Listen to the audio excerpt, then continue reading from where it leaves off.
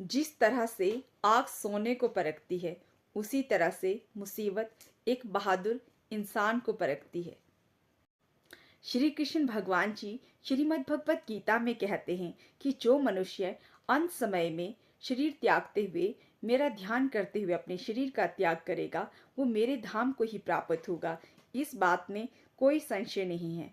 अब आप सोचेंगे कि हम अंत समय में भगवान का ध्यान करेंगे, इतना आसान नहीं है।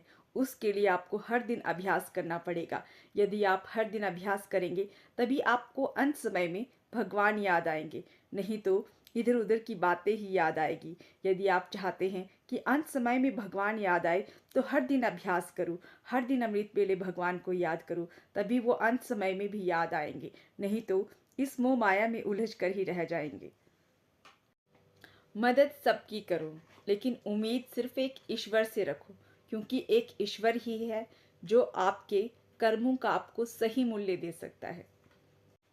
जितना हो सके चुप रहना ही अच्छा है, क्योंकि सबसे ज्यादा गुनाह जुबान ही करवाती है। जो आपका है वो आपको मिलकर ही रहेगा, फिर भले छीनने के लिए सारी कायनात क्यों ना लग जाए, पर आपके हक में जो है उसे आपसे कोई नहीं छीन सकता। यदि आप अपने आप को जीवन में आगे बढ़ाना चाहते हैं तो प्रेरणा का सबसे बड़ा स्रोत आप खुद हैं। यदि आप खुद को आगे बढ़ाना चाहते हैं तो अपने आप को खुद ही प्रेरित करें, अपने आप को जीतने के लिए प्रेरित करें, आगे बढ़ाने के लिए प्रेरित कर दें। जैसा आप सोचेंगे फिर वैसा ही घटित होगा।